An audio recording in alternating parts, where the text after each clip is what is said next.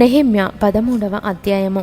ఆ దినమందు వారు మోషే గ్రంథము జనులకు చదివి వినిపించగా, అందులో అమ్మోనీయులు గాని మోయాబీయులు గాని దేవుని యొక్క సమాజమును ఎన్నటికీ చేరకూడదు.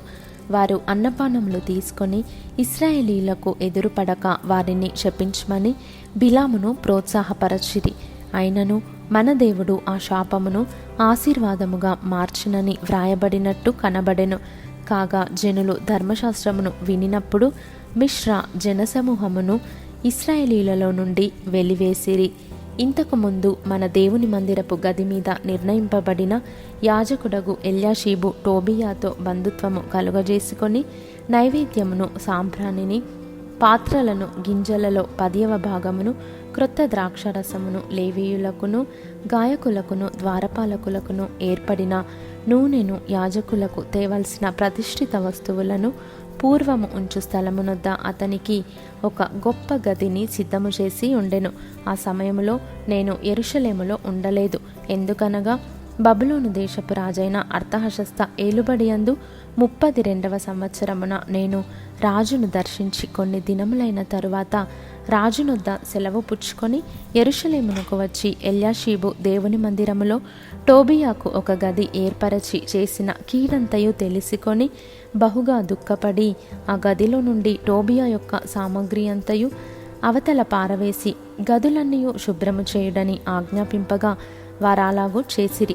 పిమ్మట మందిరపు పాత్రలను, నైవేద్య పదార్థములను, సాంబ్రాణిని నేనక్కడికి మరలా తెప్పించి తిని, మరియు లేవీయులకు రావలసిన పాలు వారికి అందకపోవుట చేత సేవ చేయు లేవీయులను, గాయకులను తమ పొలములకు పారిపోయిరని తెలుసుకొని నేను అధిపతులతో పోరాడి దేవుని మందిరమును ఎందుకు లక్ష్యపెట్టలేదని అడిగి వారిని సమకూర్చి తమ స్థలములలో ఉంచి తిని, అటు తర్వాత యూదులందరూ ధాన్య, ద్రాక్షరస తైలములలో 10వ భాగమును ఖజానాలోనికి తెచ్చిరి.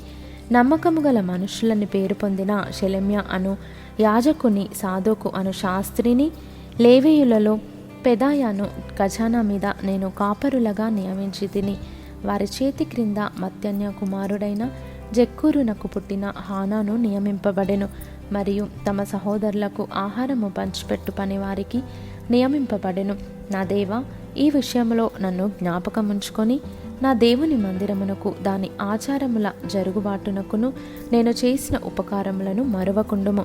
ఆ దినములలో యూదులలో కొందరు విశ్రాంతి దినమున ద్రాక్ష తొట్లను త్రొక్కుటయు, గింజలు తొట్లలో పోయుటయు, గాడిదల మీద బరువులు మోపుటయు, ద్రాక్షరసమును, ద్రాక్ష పండ్లను, అంజూరపు పండ్లను, నానా విధములైన బరువులను విశ్రాంతి దినమున యెరూషలేములోనికి తీసుకొని వచ్చుటయు చూచి ఈ ఆహార వస్తువులను ఆ దినమున అమ్మిన వారిని గద్దించి తిని, తూరు దేశస్థులను కాపురముండి యెరూషలేములోను విశ్రాంతి దినములో యూదులకును చేపలు మొదలైన నానావిధ వస్తువులను తెచ్చి అమ్ముచుండిరి. అంతటా యూదుల ప్రధానులను నేనెదురాడి విశ్రాంతి దినమును నిర్లక్ష్యపెట్టి, మీరెందుకు ఈ దుష్కార్యమును చేయుదురు? మీ పితరులను ఇట్లు చేసి దేవుని యొద్ద నుండి మన మీదికిని ఈ పట్టణస్థుల మీదికిని కీడు రప్పింపలేదా? అయితే మీరు విశ్రాంతి దినమును నిర్లక్ష్యపెట్టి ఇశ్రాయేలీయుల మీదికి కోపము మరి అధికముగా రప్పించుచున్నారని చెప్పి తిని, మరియు విశ్రాంతి దినమునకు ముందు చీకటి పడినప్పుడు యెరూషలేము గుమ్మములను మూసివేయవలెననియు, విశ్రాంతి దినము గడుచు వరకు వాటిని తీయకూడదనియు నేను ఆజ్ఞాపించి తిని, మరియు విశ్రాంతి దినమున ఏ బరువైనను లోపలికి రాకుండా గుమ్మముల యొద్ద నా పనివారిలో కొందరిని కావలి ఉంచి తిని, వర్తకులను, నానా విధములైన వస్తువులను అమ్మవారును 1-2 మారులు యెరూషలేము అవతల బస చేసుకొనగా నేను వారిని గద్దించి వారితో ఇట్లాంటిని, మీరు గోడ చాటున ఎందుకు బస చేసుకొంటిరి? మీరు ఇంకొకసారి ఇలాగు చేసిన ఎడల మిమ్మును పట్టుకొందునని చెప్పి తిని, అప్పటి నుండి విశ్రాంతి దినమున వారు మరీ రాలేదు. అప్పుడు తమ్మును తాము పవిత్రపరచుకొనవలెననియు, విశ్రాంతి దినమును ఆచరించుటకు వచ్చి గుమ్మములను కాచుకొనవలెననియు లేవీయులకు నేను ఆజ్ఞాపించి తిని. నా దేవా, ఇందును గూర్చియు నన్ను జ్ఞాపకముంచుకొని నీ కృపాతిశయము చొప్పున నన్ను రక్షించుము. ఆ దినములలో అష్డోదు, అమ్మోను, మోయాబు సంబంధులైన స్త్రీలను వివాహము చేసుకొనిన కొందరు యూదులు నాకు కనబడిరి. వారి కుమారులలో సగము మంది అష్డోదు భాష మాట్లాడువారు. వారు ఆయా భాషలు మాట్లాడువారు గాని యూదుల భాష వారిలో ఎవరికిని రాదు. అంతటా నేను వారితో వాదించి వారిని శపించి కొందరిని కొట్టి వారి తల వెంట్రుకలను పెరికివేసి, మీరు వారి కుమారులకు మీ కుమార్తెలను ఇయ్యకయు మీ కుమారులకైనను మీకైనను వారి కుమార్తెలను పుచ్చుకొనకయు ఉండవలెనని వారి చేత దేవుని పేరట ప్రమాణము చేయించి ఇటు కార్యములు జరిగించి ఇశ్రాయేలీయుల రాజైన సొలొమోను పాపము చేయలేదా? అనేక జనములలో అతని వంటి రాజు లేకపోయినను అతడు తన దేవుని చేత ప్రేమింపబడిన వాడై ఇశ్రాయేలీయులందరి మీద రాజుగా నియమింపబడినను అన్య స్త్రీలు అతని చేత సహా పాపము చేయించలేదా?